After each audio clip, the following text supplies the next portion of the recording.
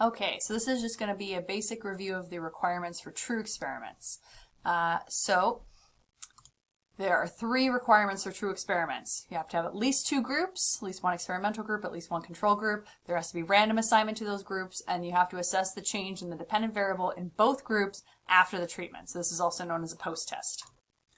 So our experimental and control groups. So the experimental group is the subjects who receive some kind of treatment. So whatever you're testing the effect of, whether it's an anger management program or some other kind of educational program or something, say for prison populations, or anything. So it's anything that you're testing the effect of it. And then the control group that's the group of people who don't receive that treatment, or they get a different version of it. So maybe it's just some previous treatment and you want to see if the new treatment is more effective, or maybe it's they get nothing and you want to compare nothing to whatever you're testing the effect of. And so I like this little where it says, well, I guess we're the control group, because clearly these mice are freaking out. And certainly you see treatment or experimental and control groups, or treatment and control groups. You see that in the natural sciences as well as the social sciences. So then random assignment is the most difficult sort of requirement to meet for a true experiment.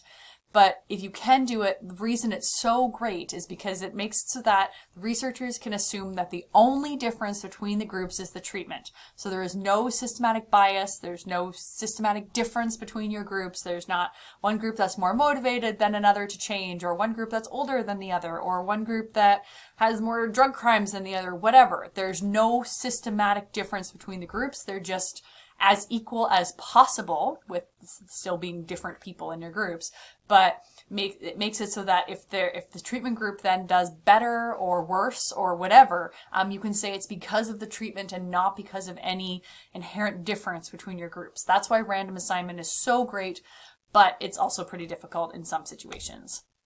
So that randomly assigned comparison group can provide a good estimate of that counterfactual, that hypothetical, what would have happened to this group had they not received this treatment.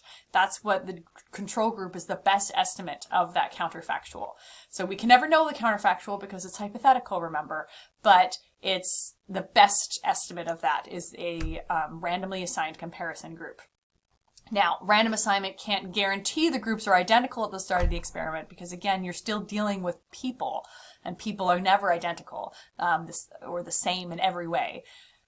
But it's your best way of making it so there's no systematic differences, meaning that there's no difference, that the whole group shares this difference from one group to another. That's what you don't want. You want things to just be random, and there's no meaning to it, that it's just totally random groups, so that the only systematic difference is that one group, the entire group gets the treatment, and the other group, the entire group doesn't. That's what you want the only systematic difference to be.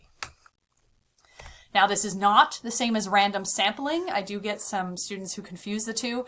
Random sampling is how you're getting your entire sample from the population, and that population being sort of who you're gathering your sample from. So you would get random sampling to get, say, your group of 60 people who's going to be part of your group, and then random assignment would be to randomly assign 30 into one group and 30 into another. So that random sampling is one step, and the random assignment is a second step. And you can definitely have random sampling and not be able to randomly assign, or you could maybe not do random sampling, but you can do random assignment. So or you can have both, which would be great. They are not the same thing, so don't confuse those terms.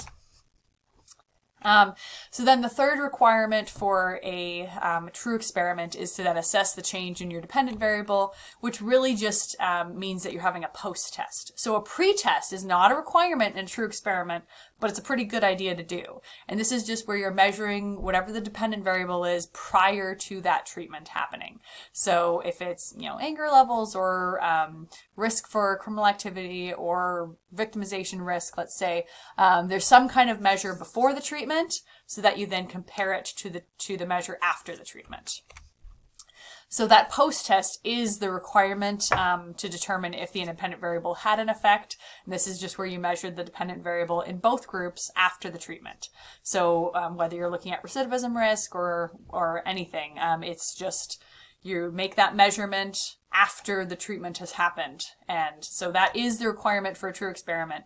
But typically you want to have both. So this is kind of the way it would look. You would have your pre-test, then you would have your treatment or intervention, and then you would have your post-test.